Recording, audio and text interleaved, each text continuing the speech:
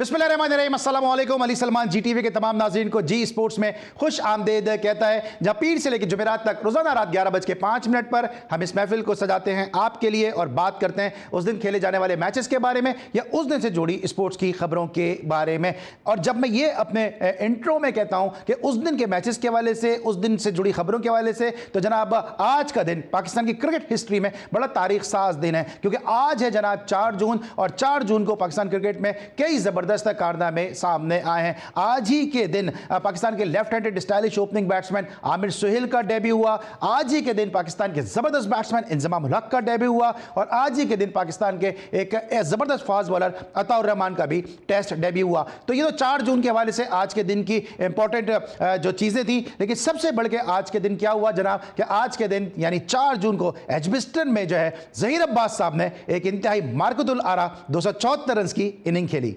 इससे पहले कि हम ज़हीर अब्बास साहब की बैटिंग के बारे से डिस्कस करें, एक छोटा सा वाक़या मैं आपको बताना चाहता हूं कि एक क्लब का मैच हो रहा था और सामने वाली टीम में एक टेस्ट क्रिकेटर खेल रहे थे और क्लब में एक छोटा सा बच्चा खेल रहा था और वो बच्चा जब सेंचुरी के करीब पहुंचा तो उस बच्चे का बैट टूट गया। उसने टेस्ट क्रिकेटर से रिक्वेस्ट की कि अगर आप मुझे अपना बैट दे दें तो अपनी सेंचुरी मुकम्मल कर लूँ, लेकिन टेस्ट क्रिकेटर ने अपना बैट देने से मना कर दिया और फिर उस बच्चे ने ना सिर्फ वो सेंचुरी मुकम्मल की बल्कि पाकिस्तान का नाम इस तरह से बुलंद किया कि एशिया के पहले बैट्समैन बन गए कि जिन्होंने सेंचुरी बनाने का एजाज हासिल किया। एशियन ब्रैडमैन कहलाए और क्रिकेट का अगर कहा जाए कि आर्ट कहलाए तो गलत नहीं होगा और वो बच्चा बड़ा होकर बना ज़हीर अब्बास। इस वक्त we are very blessed that we have the Asian Bradman, the iconic cricketer of Pakistan Zaheer Abbas sahab इस वक्त हमारे साथ मौजूद हैं, क्योंकि आज जनाब है 4 जून और 4 जून को ज़हीर भाई ने एजबिस्टन में जो है 274 रन की तारीख साज इनिंग खेली थी अपने टेस्ट कैरियर की दूसरी ही इनिंग में, क्योंकि पहले टेस्ट मैच में उनको सिर्फ एक इनिंग में बैटिंग करने का मौका मिला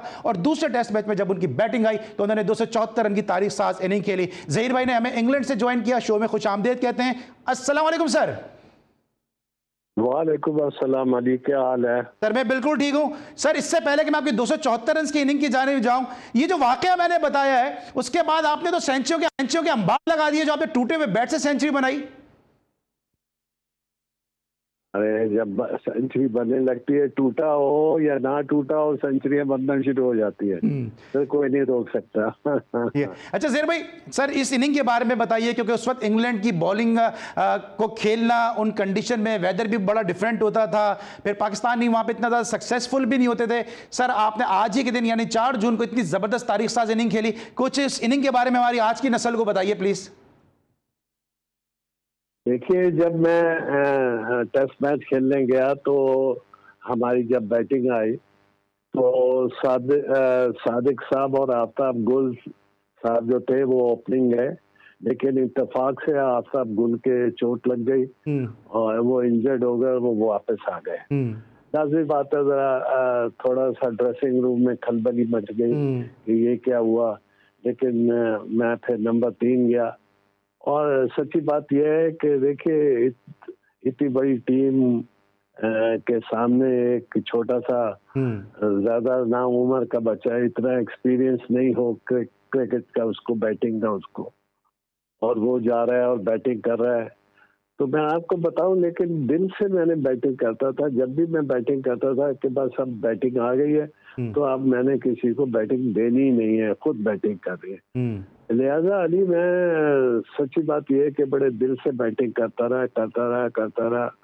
अल्लाह मियां ने मेरी सुनता चला गया और बस ये था कि आज इस बैट्समैन पे आया हुआ हूँ तो इस बैट्समैन पे मेरा नाम हो जाए तो अच्छा है, मैं यहाँ सेंचुरी कर लूँ तो मेरी एक बहुत बड़ी ख्वाहिश पूरी होगी। हम तो इंग्लैंड में यही सुनते चले आए थे कि इंग्लैंड में सेंचुरी करना बहुत मुश्किल है और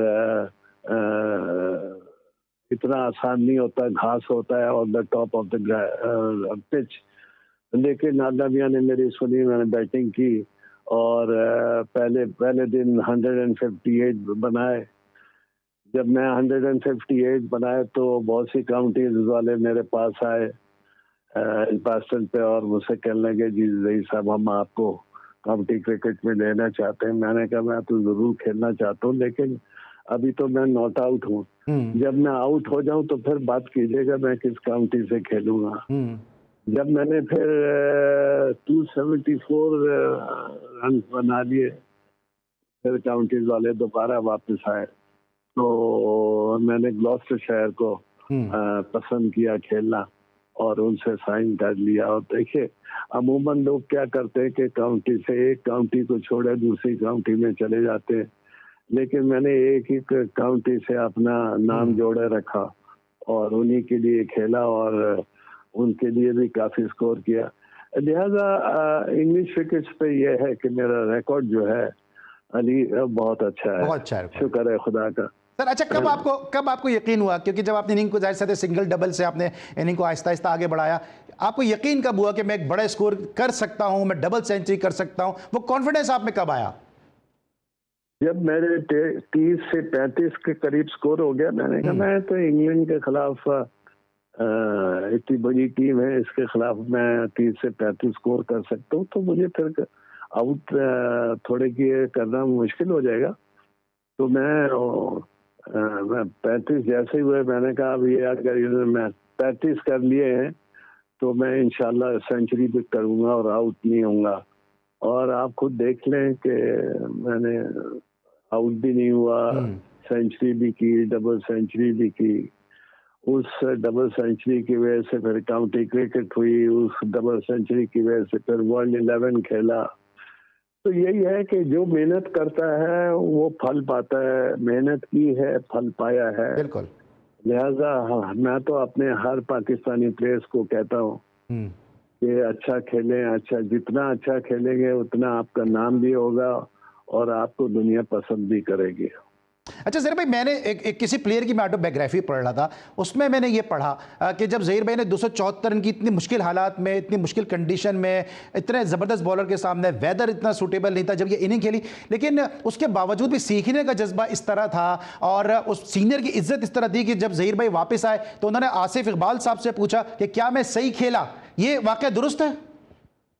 मैं जरूर पूछता था कि मैं अच्छा खेला, मेरी बैटिंग पसंद आई आपको, तो ये कोई मतलब बुरी बात नहीं। इसमें ये है कि अगर कोई मैंने गलतियां की हो, खैर गलतियां की होती तो मैं ड्रेसिंग रूम में ही आ चुका होता आउट होके, लेकिन ये था कि लाज़मी बात है कि हमेशा आदमी अपने सीनियर प्लेयर से पूछता है कि मैंने कोई गलतियां की हैं तो मुझे बताया ताकि मैं आइंदा गलती ना करूं। सर ये सीखने का जज्बा इसीलिए मैंने तस्करा किया। बहुत कम हमारे नाज़रीन को ये बात मालूम होगी कि पाकिस्तान के लिए वनडे में पहली सेंचुरी अगर स्कोर करने का एजाज़ है तो वो भी हमारे ज़हीर अब्बास साहब को हासिल है। लेजेंडरी ज़हीर अब्बास भाई ने पाकिस्तान के लिए वनडे क्रिकेट में पहली सेंचुरी स्कोर की है। सर बताइएगा कि उस वक्त तो वनडे में सेंचुरी करना बड़ा एक अजीब सा ख्वाब समझा जाता था, लेकिन मैं आपकी जो वीडियोज़ देखता हूँ पुरानी, इसमें आप डेनिस लिली को मुझे चैलेंज करते हुए नजर आते हैं, एंडी रॉबर्ट्स को चैलेंज करते नजर आते हैं। 79 में जो आपने और माजिद खान साहब ने इनिंग खेली, जब तक आप दोनों क्रीज पे थे, हम तो रेडियो पे बहुत छोटे थे, सुन रहे थे कि जब तक उम्मीद थी पाकिस्तान जीत जाएगा। तो ये जो आपका जो एक फास्ट बॉलर के सामने स्पेशली इस तरह आप खेलते थे, उसके पीछे क्या राज था? भाई जी चैलेंज समझ के खेला करते थे कि ये अगर बड़ा बॉलर है तो इस पे तो आउट नहीं होना, इसको अच्छी तरह से इसकी ठुकाई करनी है। और इसी जज्बे से अंदर बैटिंग करने भी जाते थे और बैटिंग भी करते थे।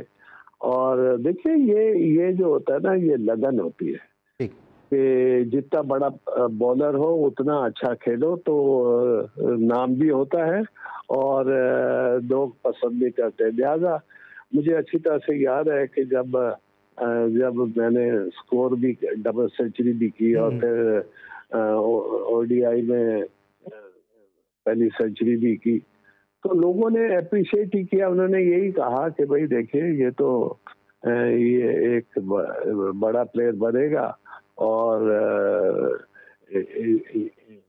बड़ा प्लेयर बनने की खूबी यही होती है कि विकेट पे खड़ा रहे और आउट ना होने की कोशिश करे। मेरी कोशिश ये होती थी जब बैटिंग करने गया हूँ तो मुझे आउट नहीं होना है, बस विकेट पे खड़ा रहना। अच्छा सर भाई, आपका वक्त बड़ा जो कीमती है और मुझे एहसास है कि आप इस वक्त मसरूफ भी हैं। दो सवाल मैं क्विकली करूंगा कि एक तो बाबर आजम का मुझे इशू बता दें क्या नज़र आ रहा है कि हम देख रहे थे कि हमने देखा माजी में अजहरुद्दीन से रन्स नहीं हो रहे थे, वो आपके पास आए, आपने ज़रा सी ग्रिप में तब्दीली की और फिर अजहरुद्दीन का कैरियर रिफॉर्म हुआ। लेकिन बाबर आजम को क्या लगता है कि उनकी प्रॉब्लम क्या है, क्योंकि आपके जो फ्यू टिप्स भी हैं वो भी उनके लिए बहुत कारआमद होंगे? नहीं, बाबर आजम बहुत बड़ा बैट्समैन है। बाज़ औक़ात होता है कि आदमी गलतियाँ करता रहता है और उसको खुद को पता नहीं होता कि मैं क्या गलतियाँ कर रहा हूँ। मैं खैर इस वक़्त तो इंग्लैंड में आया हूँ, अगर आते मुझसे पूछते तो मैं ज़रूर उनको उनकी गलतियाँ बताता और वो अपनी गलतियाँ दूर कर लेंगे जो जो उनके अंदर हैं। लेकिन मैं ये ज़रूर कहूँगा कि पाकिस्तान में एक एक बहुत बड़ा बैट्समैन पैदा हुआ है और अगर थोड़ी-सी इसकी अपनी टेक्निक ठीक हो जाएगी और समझ लेगा कि मैं क्यों आउट होता हूँ, क्या वजह है, तो फिर उसको भी आउट करना कोई इतना आसान नहीं होगा। ठीक है। क्योंकि सर कुछ फॉर्मर प्लेयर ये कह रहे हैं कि वो व्हाइट बॉल क्रिकेट छोड़ देनी चाहिए, टेस्ट पे फोकस करना चाहिए। Legendary Asian Bradman Zaheer Abbas साहब क्या सोचते हैं इस हवाले से? नहीं, देखिए बात दरअसल ये है कि एक गेम में हो, एक गेम में ना हो तो गेम से दूर हो जाते हैं और ऐसा बैट्समैन जो कि खास बैट्समैन हो, आपका पाकिस्तान के लिए वो बैठा हुआ हो और तो फिर मज़ा नहीं आता। मेरा तो यही ख्याल है कि ऐसे बैट्समैन को जो कि पाकिस्तान का एस बैट्समैन हो, उसको तो बैटिंग करनी भी चाहिए और हर वनडे भी खेलना चाहिए, ओडीआई भी खेलना चाहिए, टेस्ट क्रिकेट भी खेलनी चाहिए और T20 भी खेलनी चाहिए। ठीक। सर विराट कोहली के हवाले से भी अगर आप कुछ बता सकें कि उन्होंने रिटायरमेंट ली, जल्दी रिटायरमेंट ले ली उन्होंने, या आप समझते हैं कि सही वक्त पे दुरुस्त फैसला उनका? देखिए रिटायरमेंट जो होती है ये बैट्समैन को खुद पता होता है कि मेरा अब टाइम आ गया, मैं रिटायर हो जाऊं। तो मेरे ख्याल में बाज़ औक़ात तो कंट्री बताता है, बोर्ड बताता है कि अब आप रिटायर हो जाइए, अब हमारे पास हम दूसरे प्लेयरों को भी चांस देना चाहते हैं। लिहाजा मेरा ये ख्याल है कि बोर्ड ने कहा होगा कि अब आप रिटायर हो जाए, तो वो रिटायर हो गए। तो अच्छा है, दूसरे लड़कों को भी चांस मिलेगा। इंडिया में काफ़ी बैट्समैन हैं, अच्छे बैट्समैन हैं और आप खुद ही देख लें कि आईपीएल जो हुई है उसमें आपने खुद देख लिए बैट्समैन आते हैं, आ रहे हैं और आएंगे। तो यही मैं चाहता हूँ कि पाकिस्तान में भी इस किस्म के बैट्समैन आए जो कि पाकिस्तान का नाम रोशन करे। ठीक है सर, अपनी सेहत के बारे में भी हमारे नाज़रीन को बता दीजिएगा प्लीज़। इनके बारे में भी अपनी सेहत के बारे में, क्योंकि आपकी सेहत के हवाले से हम मुसलसल हाँ जी हाँ, सेहत अल्लाह के फजल से ठीक है। माशाल्लाह। आप लोगों की बड़ी मेहरबानी अली, आप लोग इतना सोचते हैं मेरे लिए, बस दुआ करते रहे कि और जल्दी जल्दी और सेहत अच्छी हो जाए। आमीन। तो मैं इंशाल्लाह फिर आपके साथ गोल्फ खेला करूंगा। Thank you so much sir, thank you so much. Legendary Zaheer Abbas साहब हमारे साथ मौजूद थे और आज ज़हीर अब्बास साहब को लेने का मकसद ये था कि आज इन्होंने 4 जून को ही एजबस्टन में जो है पाकिस्तान के लिए तारीख साज इनिंग के ज़बरदस्त सुपरस्टार के जिनकी बैटिंग को आज भी लोग जो है वीडियोज़ पे यूट्यूब पे देखते हैं और आज भी हम देखते हैं कि कैसे कैसे हीरे हमारी क्रिकेट को सर्व करके गए हैं। बहुत बहुत शुक्रिया, ज़हीर अब्बास साहब हमारे साथ मौजूद थे और हमें अपनी उस इनिंग के हवाले से आगाह भी कर रहे थे। इस वक्त हम लेंगे ब्रेक और जब ब्रेक के बाद वापस आएंगे तो जरा बात करेंगे मौजूदा क्रिकेट के बारे में। मिलते हैं छोटे से ब्रेक के बाद।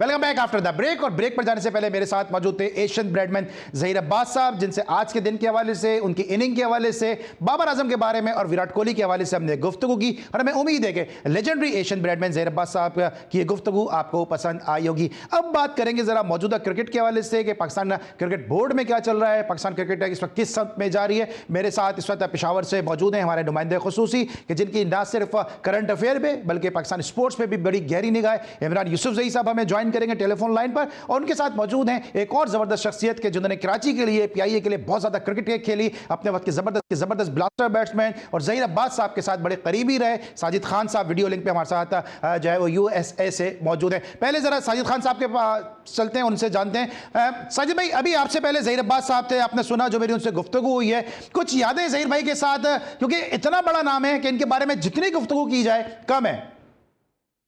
बहुत शुक्रिया अली भाई, आपको, इमरान भाई को, पूरे दुनिया में जी टीवी देखने वालों को अस्सलाम वालेकुम। बहुत इंपॉर्टेंट आपने प्रोग्राम, ज़हीर अब्बास साहब जैसा बंदा, एशियन ब्रेडमैन हो, वर्ल्ड क्लास प्लेयर हो, जो उन्होंने इनिंग खेली थी 274 रन की, और मुझे बयान नहीं कर सकता वो बल्ला, अगर आप देखें सऊदी एम्बेसी वाला पुराना डिफेंस वो घर में रखा हुआ था, अब तो घर भी शिफ्ट हो गया। जब जहीर भाई पाम कोर्ट में गए थे तो हमने वो शिफ्टिंग की थी यहाँ से, और वो सामान में वो बल्ला हमने लकड़ी जैसा बल्ला था, और जहीर भाई ने 274 रन बनाए।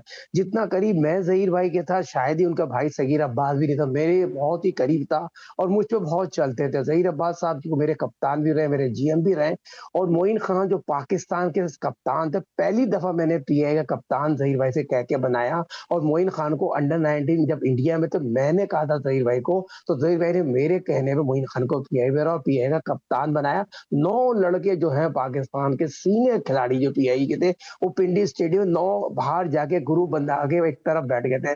मैं, अजीम हफीज और सगीर अब्बास एक तरफ बैठे हुए। तो ये नज़मिया फिक्र है पाकिस्तान क्रिकेट का। मगर बहुत अच्छा लगा जहीर अब्बास की गुफ्तगू सुन के, और आपको क्रेडिट जाता है, निसार साहब को क्रेडिट जाता है। जहीर अब्बास साहब कोई आम बंदा नहीं है, पाकिस्तान में वर्ल्ड सेंचुरी के सेंचुरी एशियन ब्रेडमैन। आपने जिस तरह बाबर की बात की, विराट कोहली 18 साल बाद आईपीएल जीत रही है, तो विराट कोहली को मैं दोनों हाथ से सलूट पेश करता हूँ। जिस बंदे ने दुनिया क्रिकेट में रोल मॉडल बन के आया, पहले तो विराट कोहली को बहुत बहुत मुबारक हो। दूसरा, बहुत इंपॉर्टेंट होती है किसी भी खिलाड़ी के लिए, किसी भी बैट्समैन के लिए, जहीर अब्बास कहीं भी नेट नहीं छोड़ते थे। उनके मरहूम सादत अली भाईजान, उनके वालिद साहब का बड़ा, बशीर साहब का बड़ा अहम रोल था, उनकी वालदा का बड़ा अहम रोल था। जहीर अब्बास साहब जहांगीर रोड में रहते थे, सादत भाईजान की 50 में बैठ के नश्ता पार्क जाते थे, और ईदगाह ग्राउंड जाते थे, अंदुभाई पार्क, जहां जहां नेट प्रैक्टिस होते थे, सादत भाईजान को 50 पे बिठा के लेके जाते। तो आज हम नौजवान नस्ल को ये बताना चाहता हूँ, ग्रेटेस्ट प्लेयरों के साथ हनीफ मोहम्मद, जहीर अब्बास साहब रहे, उनकी हमने खिदमत की, जूते सीधे किए, चप्पलें सीधी की, ऐसे नहीं की, क्योंकि बहुत बड़े इंसान थे, बड़े क्रिकेट लवर थे और सच्चे पाकिस्तानी थे। सच्चे पाकिस्तानी थे। और जहीर भाई के बारे में जितनी गुफ्तगू की जाए इतनी ही कम है। इमरान यूसुफजई साहब ने हमें ज्वाइन कर लिया टेलीफोन लाइन पे। इमरान, सबसे पहले आपको शो में खुश आमदेद, और अगर आप भी कुछ कहना चाहें लेजेंडरी जहीर अब्बास साहब की इस इनिंग के हवाले से। आज 4 जून है, 4 जून पाकिस्तान की क्रिकेट हिस्ट्री का, जिस तरह मैंने इंट्रो में बताया, तारीख साज दिन है, क्योंकि आज इंजमाम उल हक का डेब्यू हुआ, आज आमिर सुहेल का डेब्यू हुआ, अतर रहमान का डेब्यू हुआ, और जहीर अब्बास साहब की तारीख साज इनिंग तो हम सब डिस्कस कर ही रहे हैं। जी बिल्कुल, बहुत शुक्रिया अली भाई, आप और मैं साजिद भाई को अस्सलाम वालेकुम। सबसे अहम बात यह है कि मेरा ख्याल है कि सब जो खिलाड़ी हैं, जहीर अब्बास साहब एक कोई आम खिलाड़ी नहीं है। मतलब वो जैसा लेजेंड पाकिस्तान में जो है वो पैदा किया। मैं समझता हूँ कि हमारे जो नए खिलाड़ी हैं, इनको कुछ और अगर नहीं भी सीखना ना, तो उनको कम से कम जहीर अब्बास साहब से ये जरूर सीखना चाहिए कि इतने बड़े लेजेंड वो खिलाड़ी हैं। आप सिर्फ उनका अगर रिकॉर्ड चेक करें ना, तो 459 फर्स्ट क्लास मैचेस हैं उनके। यानी आजकल के जो नए खिलाड़ी हैं वो ज्यादातर फर्स्ट क्लास मैचेस या डोमेस्टिक से दूर रहते हैं। आप अंदाजा करें कि जहीर अब्बास जैसा जो बड़ा प्लेयर, यानी कि पाकिस्तान ने इतने बड़े खिलाड़ी जो पैदा किए हैं, उनमें जहीर अब्बास साहब का नाम बहुत नुमाया है। और आप अंदाजा कीजिए कि उन्होंने 450 से ज्यादा जो है वो सिर्फ फर्स्ट क्लास मैचेस खेल रखे हैं। 34,000 रन है उनके, 108 सेंचुरियां की हुई है उन्होंने, सेंचुरी की भी सेंचुरी कर चुके हैं। आप अंदाजा करें, अगर आपके नए खिलाड़ी कुछ और सीखते हैं या न सीखते, कम से कम उनको जहीर अब्बास साहब से ये जरूर सीखना चाहिए कि इतना बड़ा लेजेंड खिलाड़ी, उनके कैरियर के पीछे या उनकी परफॉर्मेंस के पीछे आप अंदाजा कीजिए कि कितने फर्स्ट क्लास मैचेस हैं। अच्छा, ये जो आप बात कर रहे हैं ना इमरान भाई, इमरान ये जो आप बात कर रहे हैं, अभी ये चेयरमैन क्रिकेट बोर्ड ने भी एक जो मुलाकात हुई है उन खिलाड़ियों के साथ, उस्मान वाला साहब भी मौजूद थे, आकिब जावेद भी थे, उसमें सलमान आगा भी मौजूद थे। यही बात हुई है कि जनाब एक जो है वो सीजन खेलना जो है वो जरूरी है इंटरनेशनल क्रिकेटर्स का, डोमेस्टिक का। आपको लगता है ये फैसला जो है पाकिस्तान की डोमेस्टिक क्रिकेट के लिए, क्रिकेटर्स के लिए सूदमंद होगा? देखिए, बहुत ज्यादा सूदमंद होगा, इसलिए कि आप कभी भी एक अच्छे खिलाड़ी के बैकग्राउंड के ऊपर या उसके पस मंजर में अगर फर्स्ट क्लास का एक्सपीरियंस नहीं है, अगर लिस्ट मैचेस का नहीं है, अगर डोमेस्टिक मैचेस का एक्सपीरियंस नहीं है, देखिए इंटरनेशनल मैचेस के अपने जो है ना, उसका अपना एक हिसाब किताब होता है, उसका अपना एक सिलसिला होता है, प्रेशर होता है। लेकिन जब आप मुसलसल क्रिकेट खेलते हैं, जब आप मुसलसल ज्यादा से ज्यादा टाइम ग्राउंड के अंदर गुजारते हैं, जब आप क्रिकेट खेलते हैं मुसलसल, नेट प्रैक्टिस कुछ और चीज है, ग्राउंड के अंदर मैच खेलना, चाहे अपने ही खिलाड़ियों के साथ खेलना या अपनी ही टीम के साथ खेलना, वो एक कुछ और चीज है। उसका जो उसकी जो जो तरबियत होती है वो एक अलग चीज है। तो मैं समझता हूँ कि ज्यादा से ज्यादा खेलना चाहिए, और ये सिर्फ एक डोमेस्टिक टूर्नामेंट नहीं, कम से कम तमाम खिलाड़ियों को 2-2 डोमेस्टिक के लिए जो है वो बाउंड रखना चाहिए, ताकि उनकी जो स्ट्रेंथ भी बनती रहे, उनकी अपनी कैपेसिटी बिल्डिंग भी होती रहे, और साथ ही साथ उनको ये भी एक्सपीरियंस होता है कि अगर प्रेशर उनके ऊपर आता है किसी भी हवाले से, या चाहे वो T20 है, चाहे वो वनडे है, चाहे वो फर्स्ट या टेस्ट मैच है, उसमें वो प्रेशर को कैसे एब्जॉर्ब कर सकते हैं, किस तरीके से एक विनिंग इनिंग खेल सकते हैं। तो मैं समझता हूँ कि ज़हीर अब्बास साहब का ये बहुत बड़ा रोल है कि आज के दिन हम उनको भी याद कर रहे हैं, और साथ ही साथ उनकी जो फर्स्ट क्लास मैचेस हैं, जो उनको भी याद कर कैरियर है, उसको भी याद कर रहे हैं। तो ये बहुत बड़ी बात एंड ही डिजर्व्स दिस, और वो डिजर्व भी करते हैं। साजिद भाई, आप डोमेस्टिक क्रिकेट के आदमी, आप डोमेस्टिक क्रिकेट से जुड़े हुए हैं, आपने देखा है कि हमारी जो डोमेस्टिक क्रिकेट है, फर्स्ट क्लास क्रिकेट है, वो इंटरनेशनल क्रिकेट से भी मुख्तलिफ है, क्योंकि पिचेस तैयार नहीं होती, अंपायरिंग का स्टैंडर्ड अच्छा होता नहीं है, एनवायरमेंट वो प्रॉपर होता नहीं है क्रिकेटिंग वाला। तो बहुत सारी ऐसे अवामिल हैं जो हमारी डोमेस्टिक को मुश्किल बनाते हैं। आपने देखा है, आपके साथ खेले वसीम अकरम, मोइन खान, आसिफ मुश्तबा, गुलाम अली जैसे स्टार, जब ये डोमेस्टिक में खेलते हैं तो इसका क्या इंपैक्ट आता था, और अब जिस तरह डोमेस्टिक का जो एक टूर्नामेंट खेलने का कहा है मोहसिन नकवी ने, इससे यंगस्टर को और फर्स्ट क्लास क्रिकेटर को कितना फायदा होगा? बहुत शुक्रिया अली सलमान, बहुत इंपॉर्टेंट मौजूद है। देखें, पाकिस्तान की जो फर्स्ट क्लास क्रिकेट थी, जो डिपार्टमेंट की क्रिकेट का तो लेवल बदल रही है, लेवल बदल, department world class player produce किए है, और वर्ल्ड क्लास प्लेयर जितने भी प्लेयर थे फर्स्ट क्लास क्रिकेट को, 4 रोजा मैच को और विल्स को तरजीह देते थे, क्लब लेवल को तरजीह। मगर आज के मॉडर्न दौर में जो आज की फर्स्ट क्लास क्रिकेट है, वो डिपार्टमेंट के बगैर क्रिकेट हो रही है, 2020 में आपकी क्रिकेट हो रही है, और क्लब लेवल के लड़के पाकिस्तान क्रिकेट खेल रहे। मगर आज जो बहुत ही इंपॉर्टेंट मीटिंग की गई है, सैयद मोहसिन नकवी पीसीबी के चेयरमैन, वजीर दाखिला, देखिए आपका सवाल बहुत इंपॉर्टेंट है। फर्स्ट क्लास मैच खेलना जरूरी है, क्योंकि पाकिस्तान सुपर लीग भी आती है, नेशनल 2020 भी आती है, वनडे भी आता है, तो ये जरूर इस पे मेंशन कर देना चाहिए, फर्स्ट क्लास क्रिकेट खेलें। फर्स्ट क्लास क्रिकेट खेलेंगे तो खिलाड़ी को एक्सपीरियंस होगा। वाज़ेह मिसाल आपके सामने मौजूद है, रिजवान और बाबर ने दोनों ने फर्स्ट क्लास क्रिकेट नहीं खेली। जब फर्स्ट क्लास क्रिकेट हो रही थी, एक पेशावर में जाके क्लब मैच खेल रहा था, और एक अपने फार्म हाउस पे चले गया, उसने अपने आप को मनवाया, उसने फर्स्ट क्लास क्रिकेट को ये इंपॉर्टेंट नहीं दी, लड़कों ने खुद मौका दिया। आज सैयद मोहसिन नकवी साहब ने लड़कों से बात की, मगर सेंट्रल कॉन्टैक्ट की ब्रेकिंग न्यूज करके जा रहा हूं, 2 साबिक कप्तान क्या सेंट्रल कॉन्टैक्ट एक कैटेगरी में आएंगे, क्या नहीं आएंगे? ये बहुत बड़ा सवाल है। जो पाकिस्तान क्रिकेट बोर्ड ने कैंप लगाया ना, फिटनेस कैंप है, फिटनेस कैंप जो इससे पहले कभी भी फिटनेस कैंप नहीं हुआ। तो सेंट्रल कॉन्टैक्ट घर में जाके साबिक चेयरमैन से लड़के कॉन्टैक्ट करवा के आ जाते थे, मगर अब पाकिस्तान क्रिकेट बोर्ड ने जो 22 या 30 खिलाड़ी बनाए हैं, जो सेंट्रल कॉन्टैक्ट ABC कैटेगरी के दिए जाएंगे, उसमें LCC ग्राउंड में, नेशनल क्रिकेट एकेडमी में बाकायदा ट्रेनिंग के साथ साथ फिटनेस टेस्ट लेने के बाद इस कैंप के हवाले से भी जरा साजिद भाई, मैं आपसे इमरान यूसुफजई साहब से इस पे मजीद अपडेट भी लूंगा, क्योंकि इस वक्त मुझे लेना एक ब्रेक, जब ब्रेक के बाद वापस आएंगे करेंगे इस कैंप के हवाले से। बाबर आजम ने इस कैंप में शिरकत कर ली है, लेकिन कुछ क्रिकेटर्स ये कह रहे हैं कि बाबर, रिजवान और शाहीन को इस कैंप में शिरकत नहीं करनी चाहिए थी। क्यों कह रहे हैं, ये जानेंगे अपने दोनों मौजूद मेहमानों से। मिलते हैं छोटे से ब्रेक के बाद।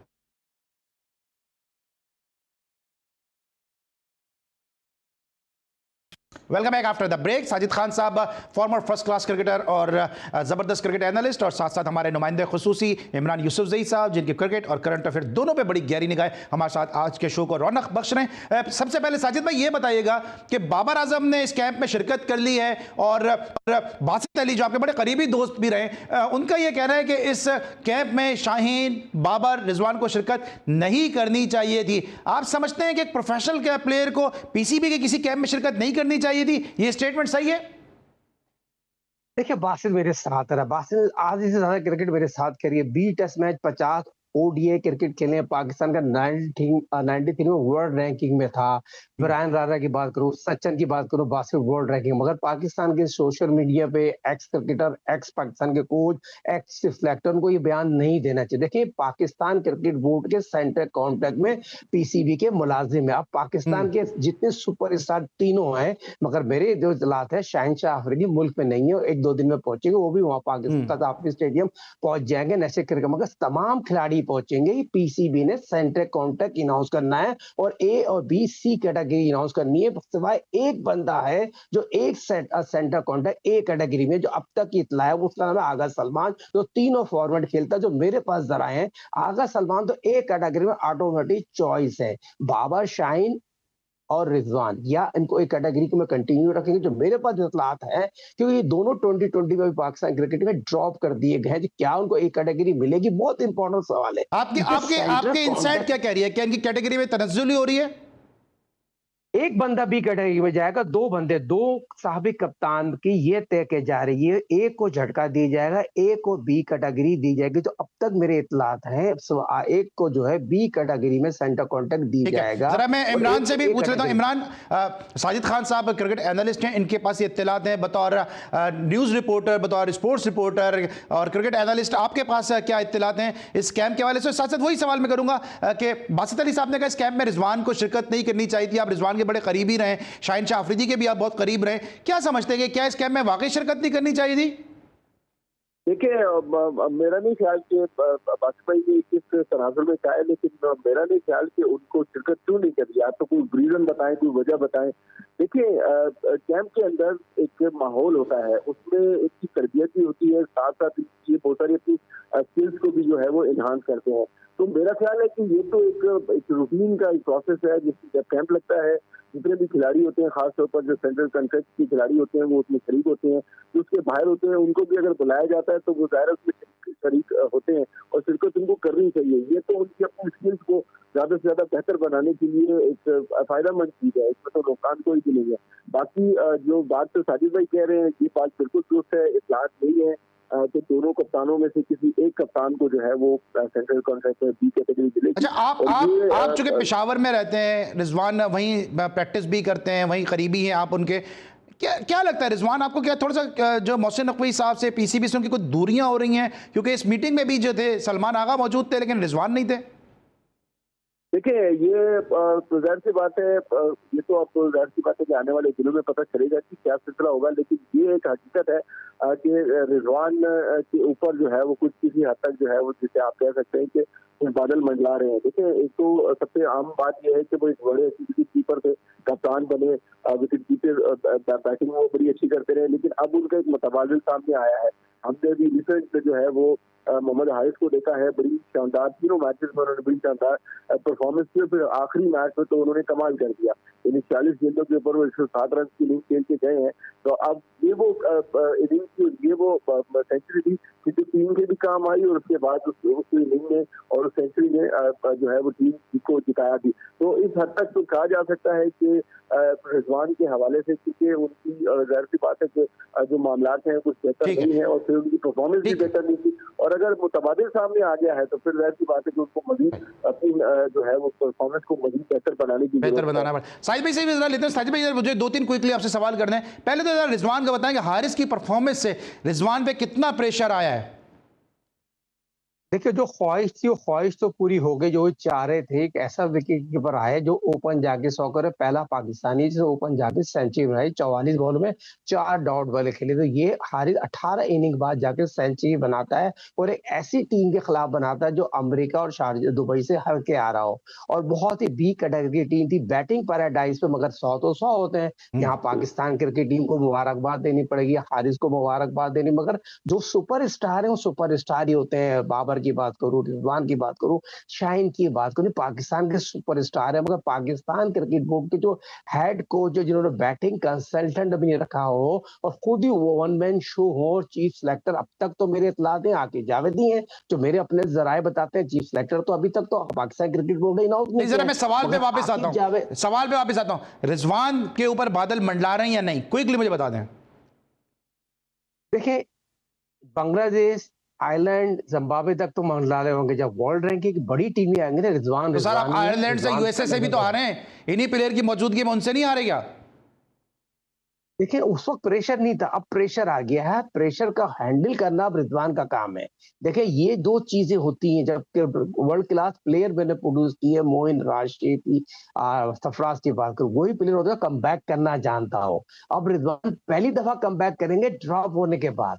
फिर यही तो मजा है रिजवान का, जो वर्ल्ड स्टार आप बनने जा रहे हैं, कम बैक करें और सॉलिड कमबैक करें। देखिए अब तक तो आपको ड्रॉप ही नहीं किया था किसी ने, आपको बहुत ही इंपॉर्टेंट चीजें दी थी। मैंने कितनी दफा कलब का कप्तान है, पाकिस्तान का कप्तान बना दिया, मगर पाकिस्तान क्रिकेट में आपने बादशाहत की है 5-9 साल से, और 6 साल तो पीछे मुड़ के आपने नहीं देखा। मगर आपके इख्तलाफात जो मेरे अपने जराए बताते हैं, ये न्यूजीलैंड से शुरू हुए हैं, जो पाकिस्तान के हेड कोच से, चीफ सेलेक्टर से वो मीटिंग करते थे, उसके बाद रिजवान मीटिंग करते थे। अच्छा साहिल भाई, मेरे पास सिर्फ 1-2 मिनट रखे। इमरान भाई को भी मुझे पूछना है, ये माइक हैसन की तकरीरी को किस तरह देख रहे हैं? और पाकिस्तान में जिस तरह मैंने कहा कि आज आमिर सोहेल का डेब्यू था, इंजमाम का डेब्यू था, यूसुफ मौजूद हैं, यूनुस मौजूद हैं, बड़े बड़े नाम मौजूद हैं। हनीफ मलिक की बतौर batting coach, batting consultant, Hesson और हनीफ मलिक का तकर्रुर किस तरह देख रहे हैं?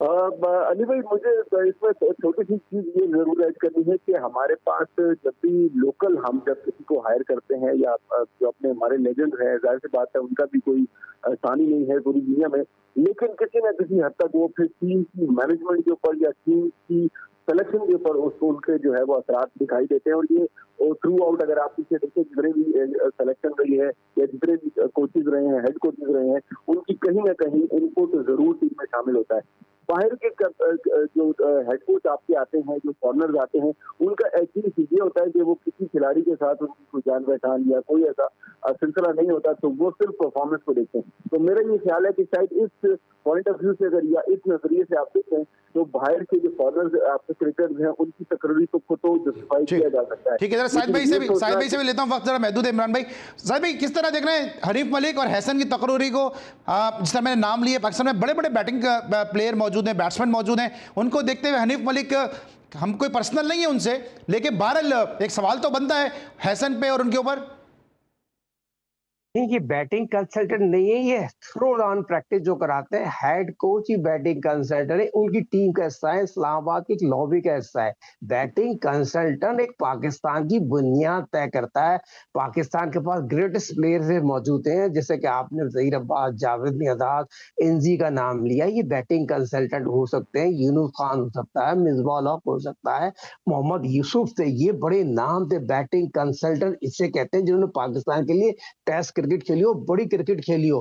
हनीफ मलिक हमारा बच्चा है, रशीद का बच्चा, वो हमेशा A1 सलून में करता है। ये थ्रो डाउन प्रैक्टिस करते हैं, जो लड़कों को वन डाउन प्रैक्टिस कराने वाले होते हैं, वो हैं ये बैटिंग कंसल्टेंट। खुदा के वास्ते लफ्ज जो है ना उसको चेंज कर दें, बैटिंग कंसल्ट को हटा के थ्रो डाउन जो प्रैक्टिस कराते हैं वो है ये। तो बैटिंग कंसल्ट के साथ ना जोड़े कि पाकिस्तान, मैं थोड़ी जोड़ रहा हूं, पीसीबी ने इनको ओहदा दिया है बैटिंग कंसल्टेंट का, मैं थोड़ी कह रहा हूं। पीसीबी को मैं रिक्वेस्ट करूंगा, पीसीबी के रिक्वेस्ट करूंगा, ये उनके साथ ज्यादती जो 100 टेस्ट मैच खेले हो, 80 टेस्ट मैच खेले हो। लेकिन साजिद भाई, अभी ज़हीर अब्बास साहब को आपने सुना, उन्होंने कहा कि बाबर आजम मेरे पास आए तो मैं उनको बता दूंगा उनका मसला क्या है, क्योंकि जब वो अजहरुद्दीन को सही करा सकते हैं तो बाबर आजम को भी सही करा सकते हैं।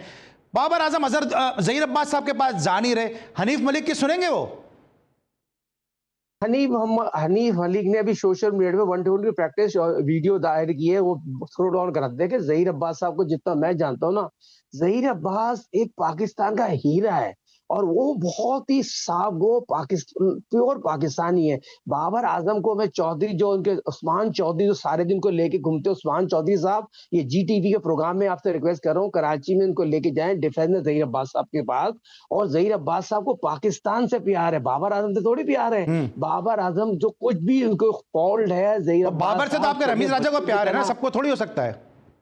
गलत है, रमीज राजा को इतना बड़ा प्लेयर थोड़ी था जितने बड़े ज़हीर अब्बास एशियन ब्रेड बनते मेरे भाई। बाबर आजम साहब, ज़हीर अब्बास साहब के घर जाइए, ज़हीर अब्बास साहब जितने मैं शाहिद आफरीदी को ले गया, सईद अनवर को ले गया, कितने प्लेयरों को मैं उनके पास लेके गया हूँ, मगर ज़हीर अब्बास पाकिस्तान के बहुत ही बड़े प्लेयर हैं, जो इस गिरफ्त से वो खेलते थे, पैड पे बॉल नहीं लगने देते थे, सेंचुरी बनाने वाले, और 7 सेंचुरी वनडे में बनाए। बिल्कुल जबरदस्त प्लेयर है ज़हीर अब्बास साहब, इसमें तो दो राय नहीं है। इमरान, क्विकली मुझे बता दिएगा कि एक तो जो ज़ल्मी की परफॉर्मेंस रही है, उसके बाद पेशावर में क्या सोच है कि बाबर को ज़ल्मी का कैप्टन बरकरार रखना चाहिए, क्योंकि जावेद आफरीदी ने भी ये कहा है कि अगले सीजन में बहुत सारे रेवोल्यूशनरी चेंजेस देखेंगे। जी बिल्कुल अली भाई, यहाँ पर भी जो है जरा सोच बदली है, और बाबर आजम के कप्तान बनने के बाद जो लोग बहुत ज्यादा खुशी मना रहे थे कि एक लेजेंड कप्तान जो है वो पेशावर ज़ल्मी को मिला है, और इस 2010-25 के 10वें एडिशन में ज़ल्मी जो है वो बड़ी जबरदस्त परफॉर्मेंस करेगी, लेकिन बदकिस्मती से वो प्लेऑफ में भी जो है वो नहीं जा सके।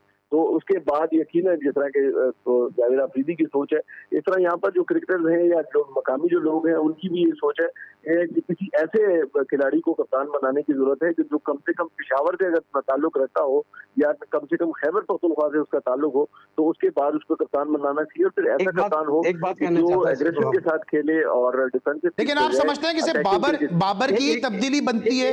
हाजी मोहम्मद अकरम एक अरसे से, एक मिनट साहिद भाई, हाजी मोहम्मद अकरम एक अरसे से ज़ल्मी के साथ हैं, अभी इंजमाम को भी लिया हुआ है, मुश्ताक को भी लिया हुआ है, वजातुल्लाह वास्ते भी वहां पे मौजूद है ना, पेशावर से ताल्लुक उनका।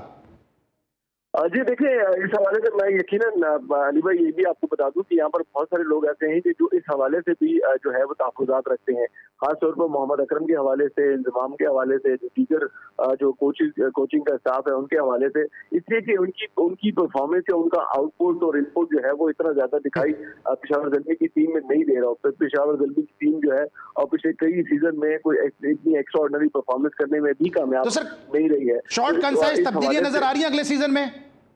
जी बिल्कुल यकीनन आ रही है। साहिब भाई आप कुछ कहना चाह रहे हैं? मुझे वाइंड अप पे जा रहे हैं, न्यूज़ का टाइम हो रहा है, प्लीज। बहुत इंपॉर्टेंट सवाल किया। पेशावर ज़ल्मी का अगला कप्तान मोहम्मद रिजवान होंगे, पेशावर से बिलोंग करते हैं, पेशावर का स्टेडियम बन रहा है, और जावेद आफरीदी साहब की जो मेरे तो सर अब क्या पेशावर लन करेगी? मुल्तान लन कर चुका, पाकिस्तान लन कर चुका, अब अगले सीजन में पेशावर लन करेगी। यही तो खूबसूरती है प्रोग्राम GTV की। आपके प्रोग्राम की खबर तो आपको दे दी ना, आप आने वाला वक्त का इंतजार करें और इमरान इस बात को गवाह कर ले, इमरान रिकॉर्ड कर लिएगा। पेशावर ज़ल्मी की जो जावेद आफरीदी की ख्वाहिश भी यही थी, पेशावर का लोकल बंदा हो, और पेशावर में रहते हैं तो पेशावर की जो कप्तानी करेंगे। ठीक है साहिब भाई, आपका क्लिप हम भी संभाल के रखेंगे और इंशाल्लाह हम तो चाहेंगे आपकी बात दुरुस्त हो, क्योंकि हमारे शो में आप जो बात करते हैं वो अक्सर आपकी पेशन गोइयां दुरुस्त भी साबित होती हैं, इसीलिए आप बड़े जबरदस्त क्रिकेट एनालिस्ट भी हैं। Thank you so much Sajid भाई हमारे साथ मौजूद थे, thank you so much Imran हमारे साथ मौजूद थे। हमें एहसास है कि वक्त की तशनगी के बायस आप दोनों से ज्यादा गुफ्तगू नहीं हो सकी, लेकिन इंशाल्लाह अगले शोज में आप हमारा जरूर जो है वो शो का खुसूसी हिस्सा होंगे। साथ साथ हम लेजेंडरी ज़हीर अब्बास साहब के भी इंतहाई मशकूर हैं कि आज के दिन की मुनासबत से उन्होंने हमारे शो के लिए वक्त निकाला और अपना कीमती टाइम हमें दिया। आज के लिए बस इतना ही, इंशाल्लाह नेक्स्ट शो में फिर आपसे मुलाकात होगी। इस वक्त के लिए अली सलमान को पूरी प्रोडक्शन टीम के साथ इजाजत दीजिए, अपना बहुत ख्याल रखिए, अल्लाह हाफिज़।